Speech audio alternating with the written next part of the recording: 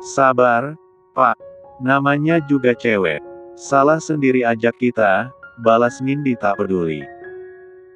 Ya udah, ayo cepat jalan. Hito mengajak keduanya menuju sebuah toko souvenir. Niatnya untuk memilih hadiah ulang tahun sang bunda. Nindi dan Hito memilih hadiah di sudut ruangan di mana tertata rapi hadiah menarik. Sedangkan Sisil sedang melihat lampu tidur yang unik. Cantik banget lampu tidurnya, gumamnya berdecak penuh kagum. Namun, seketika terkejut saat melihat harga yang tertera di sana. Ya Allah, mahal banget. Setara biaya makan 5 bulan. Kenapa? Mau ini? Suara yang tiba-tiba menyapa itu membuat Sisil tersentak. Ketika menoleh, ia mendapati Juno sedang berdiri di belakangnya. Sisil bahkan hampir menabrak tubuh jangkung itu. Mas Juno. Ia menunduk. Bingung. Bertanya dalam hati bagaimana Juno bisa berada di tempat itu. Lampunya bagus. Pasang di kamar kita bagus sekali, iya. Bisiknya, membungkuk dan mendekatkan bib airnya ke telinga gadis itu. Sisil segera menggeser tubuhnya dan memberi jarak di antara mereka. Ia melirik ke sudut ruangan di mana tadi Hito bersama Nindi berada. Namun, setelah mengedarkan pandangan ke seluruh ruangan, dua sahabatnya itu tak lagi berada di sana. Nindi sama Hito kemana? Juno tak menyahut. Ia menyambar lampu tidur yang tadi dipegang Sisil, lalu segera melakukan pembayaran di kasir. Sisil hendak meninggalkan dirinya. Namun, Juno menarik tangannya dan tak melepas sama sekali. Lepasin saya, Mas. Enggak. Takut kamu kesasar. Ia menoleh dan tersenyum. Saya mau cari Nindi sama Hito. Berusaha melepas genggaman Juno, namun lelaki itu tak memberi celah. Kayaknya mereka ke toko lain. Kamu sama aku dulu. Tapi, nggak ada tapi-tapian. Ujian udah selesai, kan? Aku udah menuruti keinginan kamu untuk nggak ganggu waktu belajar. Juno meraih benda yang baru saja dibayar, lalu merangkul Sisil keluar dari toko tersebut. Mas, kita mau kemana? Ikut aku sebentar, ada hal serius yang mau aku bicarakan berdua. Sisil tergelagap. Pandangan berputar ke kanan dan kiri untuk mencari keberadaan Hito dan Nindi. Namun, hingga tiba di parkiran, ia tak kunjung melihat dua temannya itu. Hanya mobil Hito yang masih terparkir tepat di sebelah mobil yang Juno gunakan. Kamu ikut aku dulu, biar nanti Hito pulang sama Nindi. Ia membuka pintu mobil dan meminta Sisil naik. Tak punya pilihan lain, Sisil pasrah. Saat mobil melaju meninggalkan gedung pusat perbelanjaan, ia lebih banyak diam. Bahkan tak memandang suaminya sama sekali. Sebab perbuatan Juno kepadanya benar-benar membuatnya sakit hati. Napa diam aja dari tadi? Satu tangan Juno terulur membelai puncak kepala, sedangkan tangan satunya memegang setir. Nggak apa-apa. Nggak ketemu beberapa hari berasa lama, iya. Sesekali lelaki itu menoleh dan tersenyum. Mencubit hidung dan pipi istrinya dengan gemas. Dan setiap senvan Juno itu membuat Sisil terpejam. Sesak terasa menjalar semakin dalam. Berulang-ulang ia meyakinkan hati agar tidak terbuai dengan kelembutan lelaki itu. Toh, Juno hanya mempermainkan dirinya dan justru menjalin hubungan lagi dengan Alia. Kita mau kemana? Tanya Sisil saat melihat mobil yang mereka tumpangi itu melewati gang tempat tinggalnya bersama Nindi. Pulang ke rumah sebentar. Nanti aku antar lagi ke kosan. Sisil terdiam. Pasrah. Hingga beberapa menit berselang, mobil yang dikemudikan Juno memasuki halaman rumahnya. Ia ikut saja saat Juno mengajaknya turun dari mobil, kemudian merangkul bahu istrinya memasuki rumah. Baru saja masuk, ia langsung mengunci pintu utama. Lalu tanpa basa-basi, menarik gadis itu ke peluknya. "Kangen kamu?" bisiknya lembut, tangannya membelai puncak kepala dan punggung. Lalu, mengecup kening. "Kita mau ngapain di sini?" "Saya mau pulang ke kosan, Mas. Udah malam." "Ya nggak apa-apa, sayang. Ini kan rumah kamu." Juno kembali mendekap tubuh yang hanya setinggi dagunya itu. Sangat erat, sebab kerinduannya selama beberapa waktu belakangan ini benar-benar tak terbendung lagi. Melepas pelukan sejenak, Juno merangkum kedua sisi pipi istrinya. Tatapan matanya yang hangat membuat Sisil terpaku. Ketika lelaki itu membungkuk hingga jarak di antara mereka semakin terkikis, ponsel milik Juno tiba-tiba berdering. "Siapa lagi sih?" gumamnya berdecak, sambil mengeluarkan ponsel. "Tertera nama Hito di sana." "Iya, Le," sapanya, seraya menyematkan panggilan kepada Hito. "Abang masih sama Sisil, kan?" tanya Hito. "Iya. Sisil sama aku." "Ya udah, Bang. Cuma mau mastiin, soalnya aku sama Nindi udah sampai di kosan, tapi Sisil belum ada. Bilang sama Nindi kalau Sisil udah pulang ke rumah yang sebenarnya." Juno terkekeh. "Cieh. Cieh. Mentang-mentang udah sah main bawa pulang aja." Juno tertawa kecil, lalu memutus panggilan. Sementara Sisil masih membeku di hadapannya. Yang pasti saat ini jantungnya sedang berdegup cepat. Tidak pernah seperti ini sebelumnya. Bahkan saat ia masih tinggal berdua dengan Juno di rumah itu. Juno meletakkan ponsel ke meja. Menatap wanita di hadapannya dengan senyum yang menawan. Hingga membuat Sisil salah tingkah saking gugupnya. Menyadari sikap Sisil itu membuat Juno semakin gemas. Apalagi setelah melihat semburat merah di pipi sang gadis. Lucu sekali. Membuatnya tak tahan untuk menarik wanita itu ke dalam dekapannya. "Maaf, ya. Aku jemput kamu tiba-tiba. Tadinya janjian sama Hito mau nonton berempat sama kamu dan Nindi. Tapi, rasanya aku," ucapan Juno menggantung di udara. Jemarinya mengusap bir tipis sang istri. Sisil memberanikan diri mendongak menatap lelaki itu, membuat Juno tersenyum dengan kedipan mata penuh makna. Udara sekitar seperti berhenti bagi Sisil saat Juno tiba-tiba memeluknya. Dalam sekejap ia merasakan seluruh tubuhnya gemetar. Disusul dengan perasaan hangat yang tiba-tiba menjalar dan begitu sulit dihindari.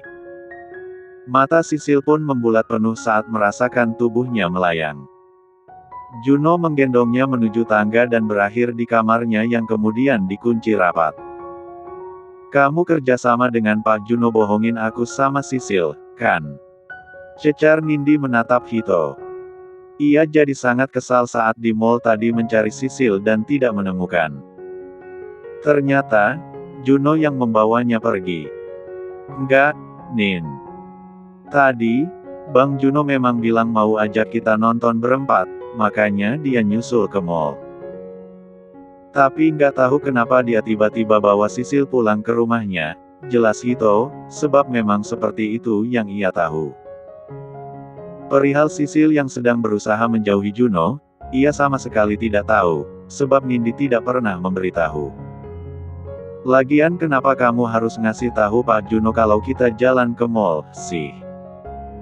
Kalau ada apa-apa sama Sisil, kamu mau tanggung jawab?" Sejenak Hito tertegun mendengar ucapan Sisil. Merasa heran karena gadis itu berapi-api memarahi dirinya. Tapi, Sisil kan di bawah suaminya sendiri. Memangnya apa yang akan terjadi? Pak Juno itu buaya, Hito. Nggak bisa dipercaya. Dia pasti bawa Sisil ke rumahnya buat diapa-apain. Nindi berjalan mondar-mandir dengan gelisah. Diapa-apain juga haknya dia kan. Orang dia suaminya, ucap Hito dengan raut tanpa dosa. Nindi seketika menjerit. Pikirannya sedang menerka apa yang akan dilakukan Juno terhadap Sisil. Ah, masa depan Sisil bisa hancur. Nggak boleh, nggak boleh. Pokoknya Pak Juno nggak boleh apa-apain Sisil. Ia menarik tangan Hito. Cepat antar aku ke rumah Pak Juno. Aku harus selamatkan Sisil. Ya Allah, Nin. Bang Juno itu suaminya Sisil. Dia berhak mau ngapain aja. Dan setelah ambil enaknya, dia bakal ninggalin Sisil dan balikan sama Bu Alia gitu. Sudut mata Nindi memicing. Enggak. Bang Juno itu sayang sama Sisil. Andai dia mau balikan sama Kak Alia udah dari lama kali. Kamu belain Pak Juno. Ya iyalah. Dia abangku dan aku tahu gimana dia. Mata Nindi semakin tajam menatap. Sadar bahwa sebagai satu keluarga Hito pasti membelanya. Pokoknya, aku nggak mau tahu. Aku mau jemput Sisil ke rumah Pak Juno. Kasihan Sisil, Hito. Pak Juno itu nggak bener-bener sayang sama Sisil, dia cuma dijadiin mainan doang. Nin, Bang Juno nggak mungkin nyakitin Sisil. Lagian kamu kenapa, sih? Bukannya kemarin-kemarin kamu yang berusaha deketin Sisil sama Bang Juno. Itu dulu, sebelum kedoknya terbongkar. Tunggu-tunggu. Kedok apa maksud kamu? Nindi menarik napas dalam. Ingin bercerita tentang hal sebenarnya, namun ragu. Melihat Nindi terdiam, Hito hanya menghela napas sambil menggelengkan kepala. Ya ampun, betina satu ini. Gerutu Hito dalam hati. Sisil jadi panik saat Juno membawanya ke kamar dan malah mengunci pintu. Lelaki itu menurunkannya di tempat tidur, memeluk dan mengecupnya berulang-ulang. Bahkan Sisil tak kuasa untuk memberontak, sebab tenaganya kalah jauh. Mas Juno mau apa? Tanya Sisil gugup, mencoba melepas tangan kekar yang membelenggu Tupfeni 4. Normal kan kalau laki-laki menginginkan istrinya. Panik, kedua tangannya menyilang di depan Dat 4 sebagai bentuk perlindungan. Bukannya melepas, Juno malah tersenyum memandangnya. Terlebih, setelah melihat ekspresi istrinya yang terasa sangat menggemaskan. Ya ampun, imutnya anak ini. Rasanya Juno benar-benar ingin bip-bip. Gadis itu. Kamu kayak anak kucing yang mau diterkam monster. Juno masih tertawa, membuat gadis itu refleks menggeser tubuhnya untuk memberi jarak. Saya mau keluar dari sini, Mas. Tolong lepasin saya. Keluar kemana, sih? Ini kan kamar kamu juga. Tangan Juno mengulur membelai puncak kepala. Paham bahwa Sisil belum terbiasa dan mungkin merasa takut, ia berpikir untuk membujuk pelan-pelan, meskipun gejolak dalam diri memaksanya untuk bertindak lebih jauh. Sebagai lelaki normal yang telah beristri, Juno memiliki kebutuhan biologis yang harus disalurkan. Keinginan itu selalu muncul di saat-saat tertentu. Dalam keadaan sendiri di kamar, atau saat sedang memikirkan Sisil.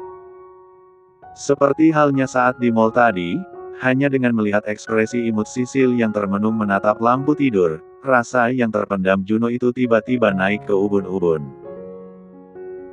Tak dapat ditahan atau ditunda, sehingga rencana nonton batal dan malah membawa Sisil pulang ke rumah. Lepasin saya, Mas. Jangan. Sekuat tenaga Sisil mendorong Dat 4 lelaki itu. Ia segera bangkit menuju pintu. Tangannya memutar gagang berulang-ulang, namun pintu dikunci rapat-rapat. Alis Juno saling bertaut melihat reaksi Sisil yang tampak berkeringat dan pucat. Ia segera bangkit dan mendekati gadis itu. Sayang, kamu kenapa sih? Seharusnya kan nggak apa-apa. Udah mau lulus juga. Kedua tangannya mengusap bahu sang gadis. Mengecup ubun-ubunnya dari belakang. Sementara Sisil terpejam menahan rasa dari setiap sentuh 4N yang diberikan Juno kepadanya.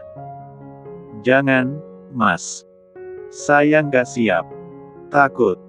Ia hampir menangis. Tolong bukain pintunya. Sil, please, bujuknya sekali lagi. Nggak mau. Sisil menyambar kunci kamar yang sebelumnya diletakkan Juno di atas meja. Ia tergesa-gesa membuka pintu dan langsung keluar kamar menuruni tangga. Juno masih mengikuti di belakang. Sisil, tunggu. Ia menarik tangan gadis itu. Mendekap tubuhnya erat. Lepasin saya, Mas. Iya? Enggak. Aku nggak akan maksa. Maaf, kalau aku salah. Juno berbisik pelan.